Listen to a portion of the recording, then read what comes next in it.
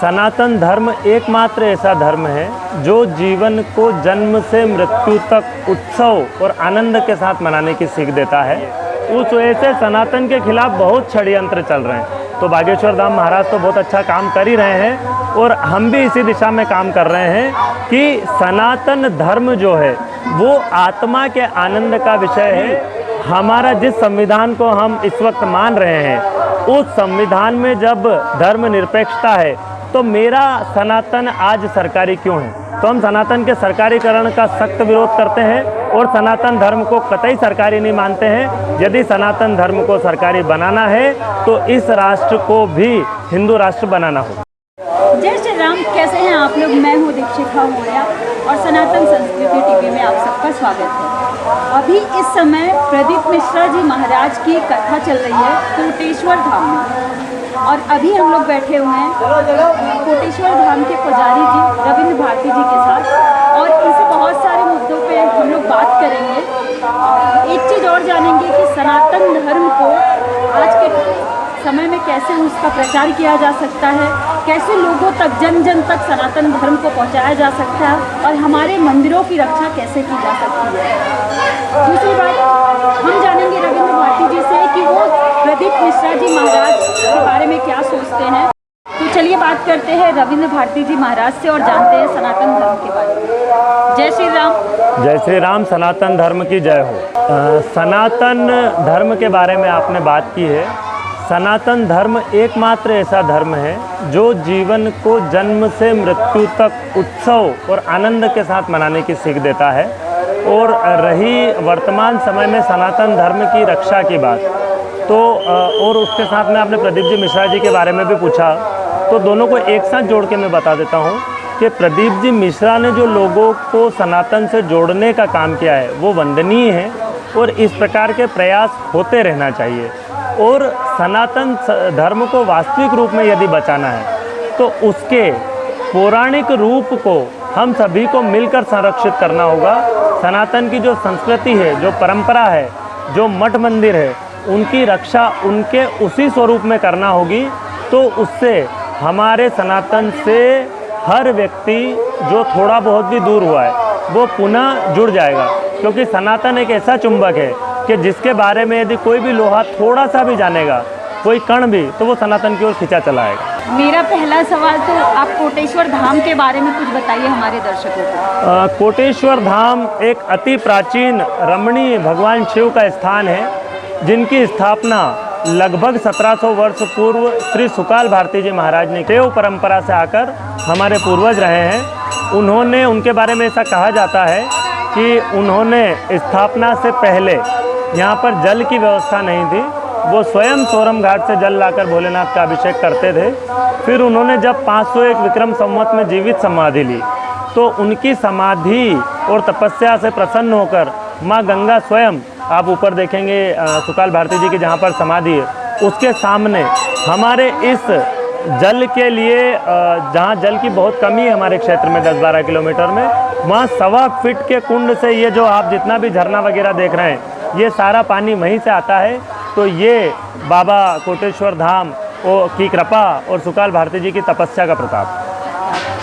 मैंने देखा है, जब मैं कोटेश्वर धाम आई थी तो मैंने देखा कि यहाँ पूरा एरिया एकदम जंगल है, पहाड़ी है, कुछ भी नहीं है। एक तरह से देखा जाए तो यहाँ कुछ भी नहीं है, लेकिन उसके बाद भी ये लोगों की आस्था का केंद्र है। इसका क्या कारण है? देखिए, शिव परंपरा, शिव जी जो है, सनातन में जब जीवन अंत की ओर जाता है तो व्यक्ति दुखी ना हो, अपनी मोह माया को त्यागे और खुशी से अपना जो जीवन उसने जिया है उसको आनंद के साथ समाप्ति की ओर ले जाए। ये शिव का दर्शन है। तो शिव जी के ज़्यादातर स्थान इसी प्रकार से हैं और ये स्थान भी ऐसा ही सुकाल भारती जी ने चुना जब उस वक्त तो यहाँ और भी घोर जंगल था। इवन 40 साल पहले तक यहाँ पर शेर रहते थे। हमारा खुद का परिवार कोद से आकर भगवान की पूजा करके सुबह 4 बजे चला जाता था, क्योंकि शेर एक ऐसा जीव है जिसकी दिनचर्या नियत होती है। वो सुबह की ओर यहाँ पर कुंडों में पानी पीकर चला जाता था। तो वो इस प्रकार का ये शिव परंपरा का जीवन को सारे मोह माया से दूर करने वाला स्थान है। तो ये उसी प्रकार से शिव जी के स्थान जैसे होते हैं वैसा ही ये स्थान है। मैंने सुना कि सनातन के लिए आप बहुत सारे कार्य करते हैं, सनातन धर्म को जगाने के लिए और लोगों को हिंदुत्व की तरफ करने के लिए। ऐसा बहुत सारे महापुरुष कर रहे हैं। इस समय बात की जाए तो जैसे प्रदीप जी मिश्रा महाराज जी हैं, वो जिस तरह लोगों को शिव से जोड़ते हैं, उसी तरह एक बहुत ज़्यादा चर्चा का विषय बागेश्वर धाम बना हुआ है और वहाँ के पीठाधीश्वर बागेश्वर धाम सरकार के नाम से जाने जाते हैं।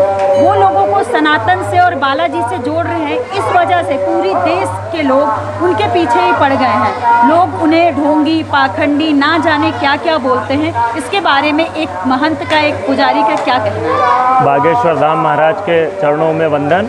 बागेश्वर धाम महाराज जी जो कर रहे हैं इस वक्त सनातन के पीछे कोई नहीं, लगभग हर व्यक्ति जो सनातन को नहीं समझता है या जो पिछले 400-500 सालों में सनातन की भ्रांतियाँ फैलाई गई है, उस वजह से सनातन के खिलाफ बहुत षड्यंत्र चल रहे हैं। तो बागेश्वर धाम महाराज तो बहुत अच्छा काम कर ही रहे हैं और हम भी इसी दिशा में काम कर रहे हैं कि सनातन धर्म जो है वो आत्मा के आनंद का विषय है। हमारे जो स्थान है वो आध्यात्म के केंद्र हैं, स्पेशली शिव के जितने भी स्थान हैं वो पर्यटन के केंद्र नहीं है। ये बात हमारी जनता को, हमारी व्यवस्था को, हमारी सरकारों को समझना पड़ेगी।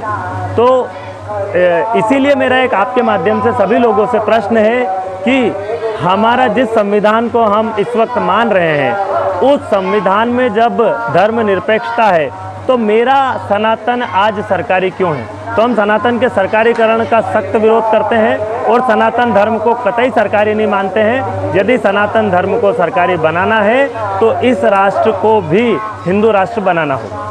क्या बात है। बागेश्वर धाम सरकार भी कुछ समय से ये नारा लगाते हैं, हिंदू राष्ट्र की जय, हिंदू राष्ट्र की जय। इस देश को हिंदू बनाना है तो हिंदू एक हो जाए। इस बारे में आप क्या कहना चाहेंगे? आपको क्या लगता है कि हिंदू एक नहीं है? देखिए, मैं यहाँ हिंदू की बजाय सनातनी शब्द इस्तेमाल करना चाहूँगा। और सनातन जो शब्द है वो वसुधैव कुटुंबकम की परंपरा है। तो यहाँ पर आप किसी भी माध्यम से ईश्वर को माने, हम सब एक ईश्वर की संतानें हैं और एक हैं। तो ये जो उदारता सनातन में है, इस उदारता के साथ हम सभी को स्वीकार करते हैं और यही सनातन का सबसे बड़ा सुंदर विचार है। तो हम जीवों या मनुष्यों की बात छोड़ें, सनातन तो पशु पक्षियों को और अपनी धरा को और इस सचराचर प्रत्येक कण को अपना हिस्सा मानता है। तो सभी इस अवधारणा के साथ सभी एक हैं ही, उसमें कोई संशय नहीं है। तो आप चाहते हैं कि भारत जल्दी से जल्दी हिंदू राष्ट्र बने और इस मुहिम में आप बागेश्वर धाम सरकार के साथ हैं?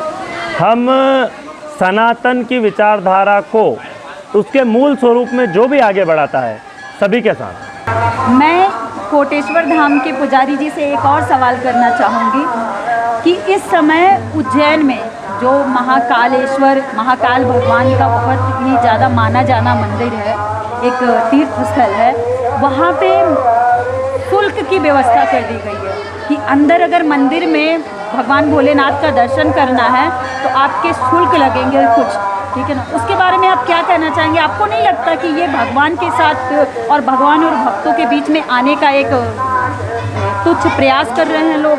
ऐसा होना चाहिए या नहीं? देखिए, मैंने थोड़ी देर पहले ही कहा कि सरकारीकरण मठों मंदिरों का गलत है। ये जो आपने अभी बात रखी है ये सरकारीकरण के दुष्परिणाम है। हमारे मंदिर जो हैं वो रेवेन्यू जनरेशन टूल नहीं है। सभी सरकारें इस बात पे ध्यान करें।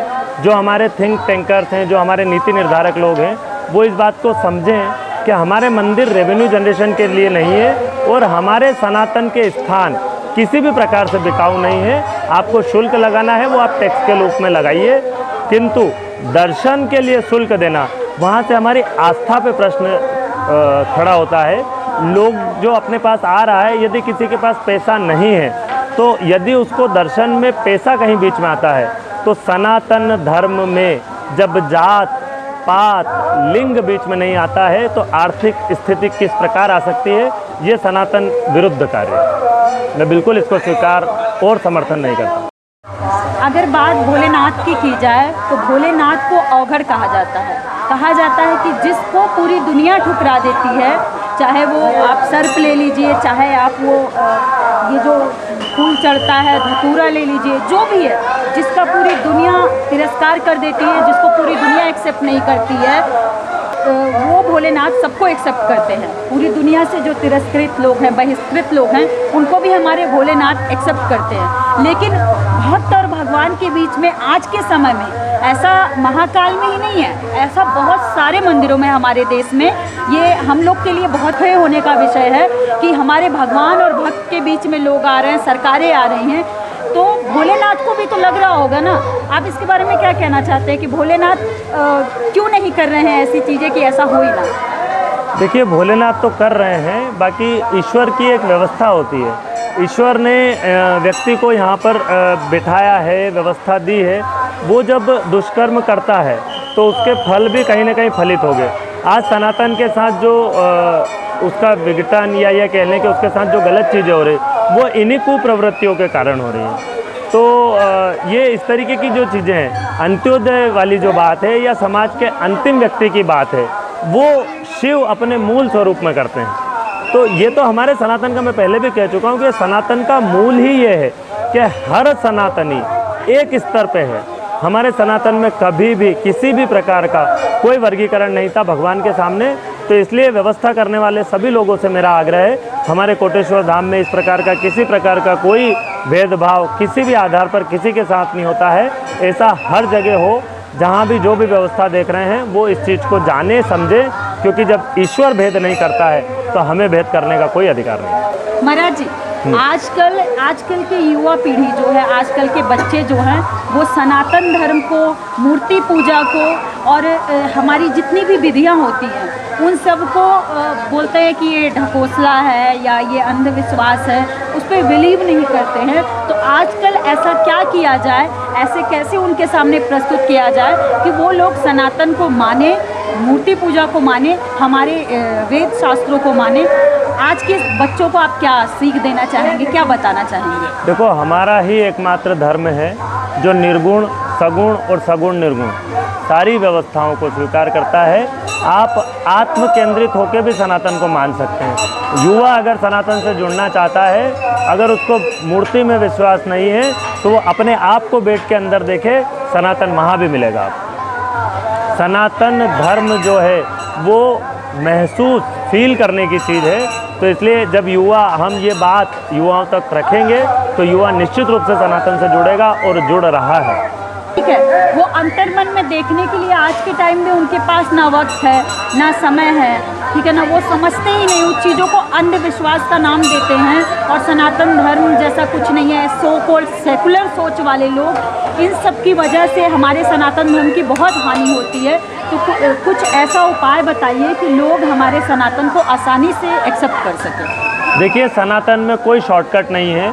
ये जो चीज़ें हैं, उपाय, ये शॉर्टकट ही सनातन का दुष्परिणाम है। सनातन संघर्ष सिखाता है, सनातन लड़ना सिखाता है।